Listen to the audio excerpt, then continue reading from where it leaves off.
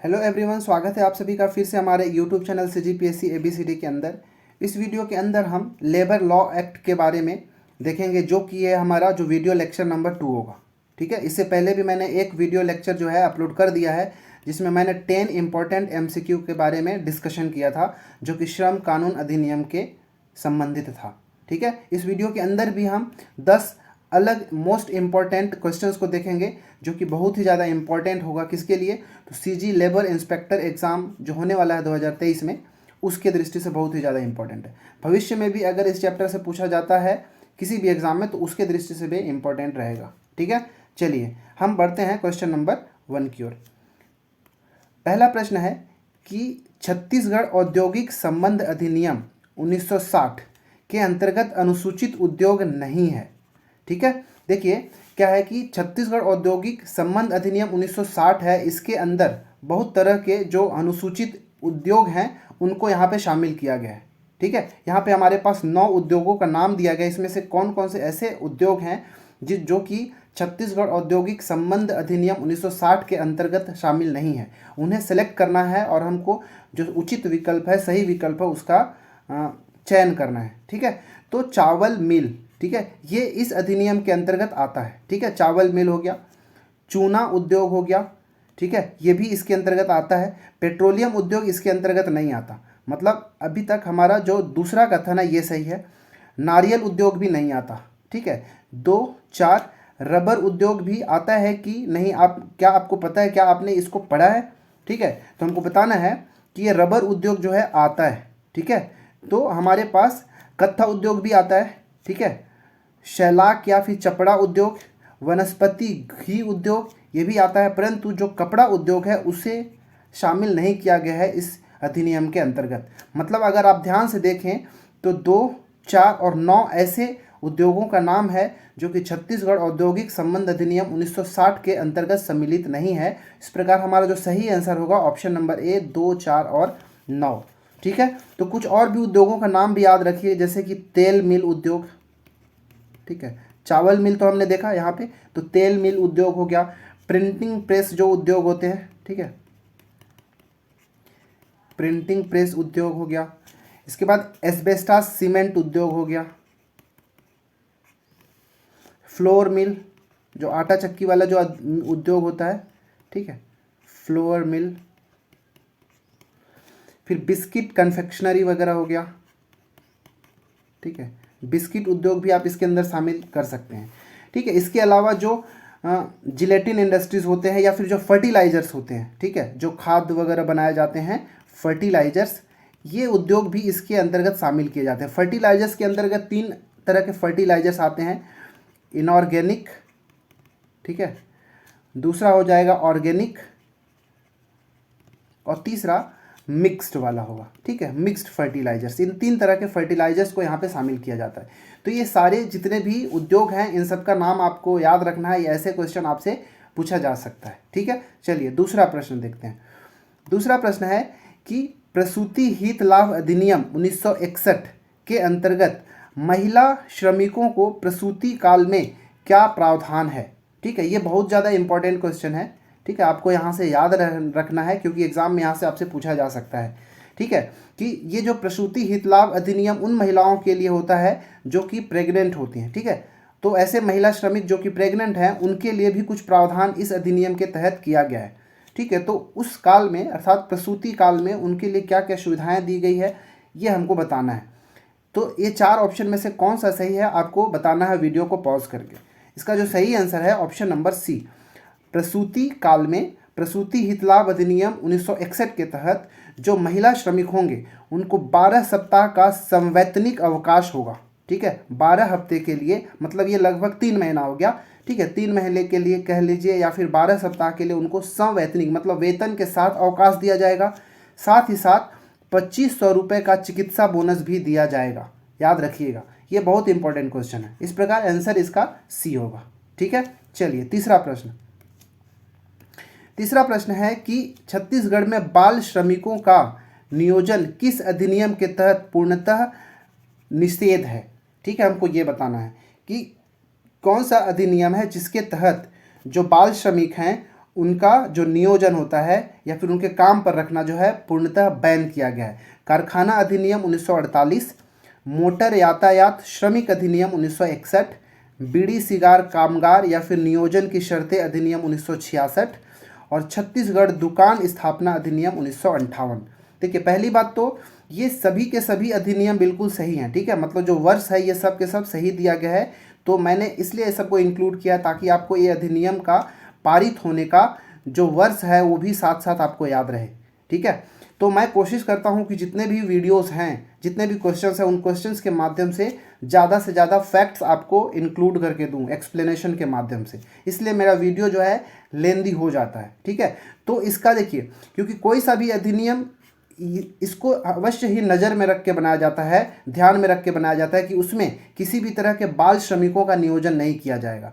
मतलब 14 वर्ष से कम के किसी भी तरह के जो बालक होंगे उन्हें किसी भी उद्योग में नहीं लगाया जाए, ठीक है, ये यहाँ पे जरूर इसमें ध्यान में रखा जाता है। इस प्रकार हम ये लगाएंगे कि इसका 5वां जो ऑप्शन होगा उपरोक्त सभी ये होगा, ठीक है। तो ये सभी अधिनियमों के अंतर्गत जो बाल श्रमिक होंगे उनको नियोजन से प्रतिबंधित निषेध किया गया है, ठीक है। वैसे भी अगर ये देखें तो ये जो है खतरनाक कार्य के अंतर्गत आते हैं, जैसे कारखाना अधिनियम हो गया, कारखानों में काम करना इनके लिए बैन है, ठीक है, निषेध माना गया है, तो ये वाला भी सही है। दूसरा, मोटर यातायात श्रमिक अधिनियम, ये भी खतरनाक है उनके लिए, इसलिए ये सब के सब जो यहाँ पे अधिनियम है, जैसे कारखाना, मोटर यातायात, बीड़ी सिगार, छत्तीसगढ़ दुकान, ये सब के अंतर्गत 14 वर्ष से कम के सभी बच्चों के लिए निषेध किया गया है, ठीक है ना। चलिए तीसरा प्रश्न देखते हैं। अच्छा, तीसरा तो हो गया, चौथा देखते हैं।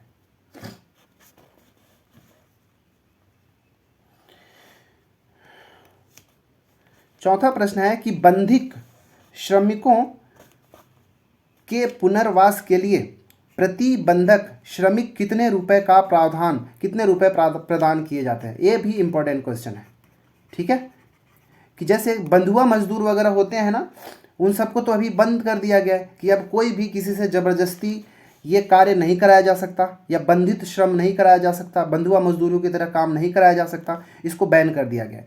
तो बंधुआ मजदूरों को उनको क्या क्या पुनर्वास करा के उनको मुक्त कराने के बाद उन्हें कुछ सरकार के तरफ से कुछ मुआवजा दिया जाता है, या फिर यह कह सकते हैं कि सहायता राशि दी जाती है। तो वो कितनी राशि दी जाती है, 25,000, 50,000, 20,000 या फिर 10,000। इसका सही आंसर क्या है? इसका सही आंसर जो है 50,000 रुपये, ठीक है। ये जो 50,000 रुपये जो है ये किसे बंधक श्रमिक जो थे उनको प्रदान किए जाते हैं और उन्हें साथ साथ मुक्त भी कराया जाता है बंधुआ मजदूरी से। देखिए, ये जो 50,000 है इसमें केंद्र सरकार और राज्य सरकार दोनों की इसमें कुछ भागीदारी होती है। तो इसमें जो केंद्रांश होता है, मतलब केंद्र सरकार जो देती है वो 10,000 रुपये का देती है, ठीक है। इस 50,000 में 10,000 रुपये केंद्र का है और जो राज्यांश होता है राज्य सरकार द्वारा प्रदत्त है वो कितना है, 40,000 रुपये, ठीक है। तो इस प्रकार देखेंगे तो 40 + 10 50,000 रुपये जो है उनको दिया जाता है पुनर्वास के समय, ठीक है। देखिए, ये जो 50,000 है ना, इससे पहले ये 50,000 कब से दिया जा रहा है, याद रखिएगा, डेट भी याद रखिएगा, 1 अप्रैल 2013 से, ठीक है। 1 अप्रैल 2013 के बाद से क्या 50,000 रुपये दिया जा रहा है, परंतु 1 अप्रैल 2013 से पहले ये 20,000 रुपये दिया जाता था, ठीक है। कितना, 20,000 रुपये दिया जाता था। और इस 20,000 के अंदर जो केंद्र का जो अंश होता था, केंद्रांश जो होता था वो 10,000 रुपये तो रहता ही था, ठीक है। साथ ही साथ जो राज्यांश था स्टेट वाला, ठीक है, स्टेट का भी 10,000 रुपये ही था, ठीक है। तो ये आपको याद रखना है, ठीक है। बंधित श्रम पद्धति उत्साधन अधिनियम 1976 के तहत जो बंधक श्रम प्रथा जो था वह एक दंडनीय अपराध है। याद रखिएगा क्या बोल रहा हूँ कि बंधित श्रम पद्धति अधिनियम, यहाँ पे मैं लिखता हूँ बंधित श्रम पद्धति अधिनियम। इस अधिनियम का याद रखिएगा कौन का है, कब का है, 1976 का अधिनियम है। इस अधिनियम के तहत जो बंधक श्रम प्रथा था वह एक दंडनीय अपराध है, अपराध घोषित किया गया है, ठीक है। आप इसके लिए आप टोल फ्री नंबर पे कॉल करके शिकायत भी कर सकते हैं, वो है 1800 फिर 2332 197। इस नंबर पे आप टोल फ्री नंबर है, आप कॉल करके शिकायत भी कर सकते हैं। और ये जो नंबर है 1 नवंबर 2012 से लागू किया गया है, ठीक है ना, 1 नवंबर 2012 से। तो ये था क्वेश्चन नंबर 4 के लिए। पांचवा प्रश्न देखते हैं क्या है। पांचवा प्रश्न है कि छत्तीसगढ़ राज्य औद्योगिक न्यायालय का गठन कब हुआ था। ठीक है, छत्तीसगढ़ राज्य औद्योगिक न्यायालय का गठन कब हुआ था वो हमको बताना है। इसका जो सही आंसर है ऑप्शन नंबर डी, 28 सितंबर 2002 को। ठीक है, छत्तीसगढ़ राज्य का औद्योगिक न्यायालय आपसे पूछ दे कहाँ है, तो आप बिलासपुर मत मारिएगा। बिलासपुर हाई कोर्ट जो है वो अलग है, ये औद्योगिक न्यायालय है। ठीक है, तो ये औद्योगिक न्यायालय कहाँ है, तो रायपुर के अंदर है। ठीक है, याद रखिएगा ये रायपुर में है। और इसका स्थापना या फिर गठन कब किया गया था, 28 सितंबर 2002 को गठित किया गया। ठीक है, चलिए छठवां प्रश्न। छठवां प्रश्न इंपॉर्टेंट है कि उपादान भुगतान अधिनियम 1972, ठीक है, उपादान भुगतान अधिनियम 1972 के अनुसार निम्नलिखित में से किस श्रमिक को उपादान की पात्रता होगी। हमको ये बताना है कि ये जो अधिनियम है उपादान भुगतान अधिनियम 1972, उसके तहत किसको उपादान की पात्रता होगी, इसमें से बताना। वीडियो को पॉज करें और ध्यान से चारों ऑप्शन को आप देखें और पता करें और बताने की कोशिश करें कि कौन सा वाला जो है बिल्कुल सही है, क्योंकि ये ऑप्शन चारों के चारों जो आपको कंफ्यूज करेगा। तो इसका जो सही आंसर है ऑप्शन नंबर ए। ठीक है, मतलब यदि कोई ऐसी संस्थान है जिसमें 10 या उससे अधिक श्रमिक कार्यरत हों, उसमें कार्य कर रहा हूँ, और कोई भी श्रमिक लगातार 5 वर्ष तक कार्य किया हो, ठीक है, तो उसे उपादान की पात्रता प्राप्त होगी। याद रखिएगा 10 से अधिक हो, ठीक है, उस संस्थान के अंदर काम करने वाले, और साथ ही साथ जो श्रमिक है, कोई भी श्रमिक जिससे उपादान प्राप्त होगी वह 5 वर्ष से अधिक तक, 5 वर्ष तक का कम से कम कार्य वो संस्था के अंदर किया हो, उसे उपादान की सुविधा प्राप्त होगी। ठीक है ना। चलिए सातवां प्रश्न देखते हैं। सातवां प्रश्न है कि MSIHC रूल 1989 के अंतर्गत अत्यधिक खतरनाक श्रेणी में कितने कारखानों को शामिल किया गया है। ठीक है, ये ऐसा रूल है, अधिनियम है, जिसके तहत जो कारखाने होते हैं उन्हें अलग अलग श्रेणी में डिवाइड किया जाता है। ठीक है, तो छत्तीसगढ़ के अंदर कुल कितने कारखाने ऐसे हैं, ठीक है, ये छत्तीसगढ़ की बात हो रही है, ठीक है ना, छत्तीसगढ़ के अंदर की, छत्तीसगढ़ कितने कारखानों को इस श्रेणी के अंतर्गत शामिल किया गया है। खतरनाक, अत्यधिक खतरनाक, खतरनाक भी नहीं, अत्यधिक खतरनाक श्रेणी की बात हो रही है। 48, 27, 19 या फिर 54। इसका सही आंसर है ऑप्शन नंबर सी, 19 कारखानों को इसमें शामिल किया गया है। ठीक है, ये 19 कारखाने जो हैं ये छत्तीसगढ़ के 4 जिलों में स्थित है। ठीक है, चारों जिलों का नाम याद रखिएगा, क्योंकि ये जिले भी आपसे पूछ सकता है कि कौन से ऐसे 4 जिले हैं जो कि अत्यधिक खतरनाक श्रेणी के अंतर्गत शामिल किए गए हैं कारखानों के से संबंधित। ठीक है, तो 4 जिलों का नाम याद रखिएगा। पहला है हमारा रायपुर, दूसरा जांजगीर चांपा, तीसरा है दुर्ग, और चौथा है रायगढ़। इन चारों जिलों का नाम आपसे एग्जाम में पूछा जा सकता है। ठीक है, कितने, 19, और ये 4 जिलों का नाम आपको याद रखना है। ठीक है ना। चलिए 8वां प्रश्न देखते हैं। 8वां प्रश्न है कि अंतर्राष्ट्रीय श्रम संगठन की स्थापना कब हुआ था। इंटरनेशनल लेबर ऑर्गेनाइजेशन, ठीक है, इंटरनेशनल लेबर ऑर्गेनाइजेशन, ठीक है, शॉर्ट में इसको ILO कहा जाता है, इंटरनेशनल लेबर ऑर्गेनाइजेशन। इसकी स्थापना कब की गई थी, 1926, 1915, 1945 या फिर 1919, कब किया गया था। ठीक है, तो इसका जो राइट आंसर है इसका ऑप्शन नंबर डी, 1919 में अंतर्राष्ट्रीय श्रम संगठन की स्थापना की गई थी। देखिए प्रथम विश्व युद्ध के बाद क्या बोलते हैं, लीग ऑफ नेशन की शुरुआत की गई थी। ठीक है, स्थापना की गई थी। याद रखिएगा क्या कि फर्स्ट वर्ल्ड वॉर के बाद लीग ऑफ नेशन की स्थापना की गई थी। फर्स्ट वर्ल्ड वॉर कब से कब तक था, तो 1914 से 18 तक था। 18 के बाद 1919 के आसपास लीग ऑफ नेशन की शुरुआत किया गया था। इस लीग ऑफ नेशन के अंतर्गत ही ये अंतर्राष्ट्रीय श्रम संगठन ILO का स्थापना किया गया था, जो कि एक बहुत ही पुराना, या ये कह सकते हैं कि लीग ऑफ नेशन का या फिर UN का सबसे पुराना और स्पेशलाइज्ड एजेंसी में से एक है। ठीक है, 1919 में स्थापित किया गया था। इसका जो ILO का जो हेड क्वार्टर है वो जिनेवा स्विट्जरलैंड में है, जिनेवा स्विट्जरलैंड। ठीक है, और एक बार हाँ, ये जो ILO है इसको याद रखिएगा कि 1969 में एक बार नोबेल पीस प्राइज़ दिया जा चुका है। ठीक है, एक बार 1969 में नोबेल पीस प्राइज़ दिया जा चुका है। किसको? ILO को दिया गया है। इसके वर्तमान में जो डायरेक्टर जनरल हैं वो कौन है? गिलबर्ट होंगबो है। ठीक है, होंगबो कौन है? Gilbert Houngbo. ठीक है, ये इतना याद रखना है। देखिए, भारत के अंदर भी इसका कार्यालय स्थापना किया गया है। ठीक है, अगर ILO की बात करेंगे तो ILO का जो इंडिया के अंदर कार्यालय स्थापना किया गया था वो 1928 में किया गया था। याद रखिएगा, कब? 1928 के अंदर, जिसका जो हेड क्वार्टर कहाँ पड़ेगा आपको? दिल्ली के अंदर, भारत के लिए ना। जैसे ये क्या बोलते हैं, ILO नॉलेज सेंटर दिल्ली के अंदर है। याद रखिएगा, ILO नॉलेज सेंटर। ठीक है, यहीं पर भारत के अंदर ILO का मुख्यालय है, या फिर बोल सकते हैं कि संस्था है जहाँ पे कार्य होता है। ILO इंडिया के जो भी वर्तमान में हेड हैं, ठीक है, ILO मतलब इंटरनेशनल लेबर ऑर्गेनाइजेशन के जो इंडियन हेड हैं उनका नाम है अपूर्व चंद्रा, श्री अपूर्व चंद्र। ठीक है, अपूर्व चंद्रा। ठीक है, तो ये था प्रश्न क्रमांक 8। 9वां प्रश्न देखते हैं। 9वां प्रश्न है कि ये क्वेश्चन थोड़ा बड़ा है, ध्यान से पढ़िएगा क्योंकि ये क्वेश्चन ही बहुत ज़्यादा इंपॉर्टेंट एक्सप्लेनेशन को रखता है।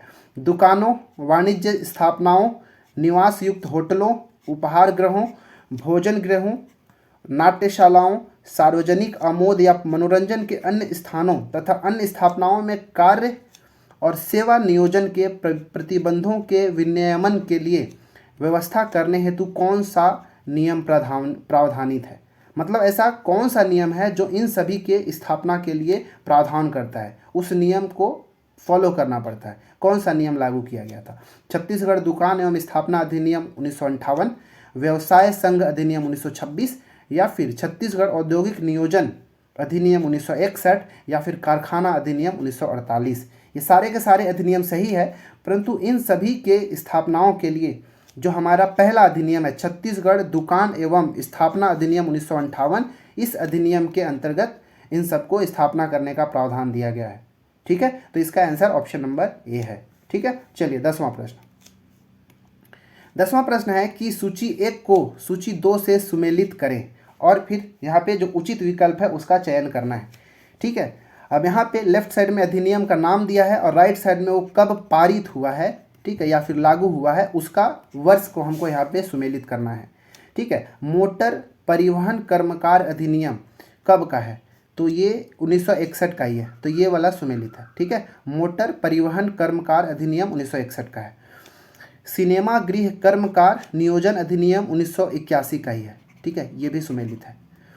बीड़ी तथा सिगार कर्मकार अधिनियम 1966 का है, ये वाला भी सुमेलित है, तो चौथा भी सुमेलित ही होगा। इस प्रकार अगर देखेंगे तो 1, 2, 3, 4 सभी जो है सुमेलित दिया गया है, तो आपको इनका वर्ष जो है शब्दशः याद रखिएगा। मैं कल भी बताया था कि अभी तक जितना भी मैंने एक्ट बताया है, अधिनियम बताया है, वो बहुत ही ज़्यादा इंपॉर्टेंट है। एटलीस्ट इतना आपको याद होना पड़ेगा एग्जाम में बैठने से पहले, इसलिए मैं बोल रहा हूँ कि इन सभी को आप टाइम लाइन के अकॉर्डिंग अरेंज कर लें।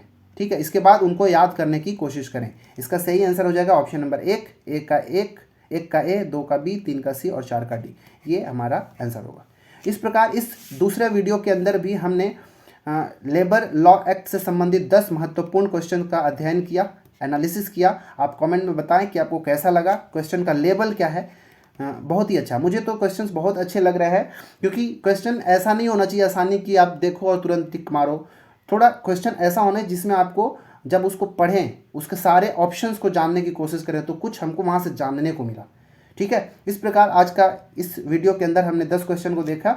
आप अच्छे से इन सब का एनालिसिस करें, नोट डाउन करें। मिलते हैं अगले वीडियो में, तब तक के लिए धन्यवाद।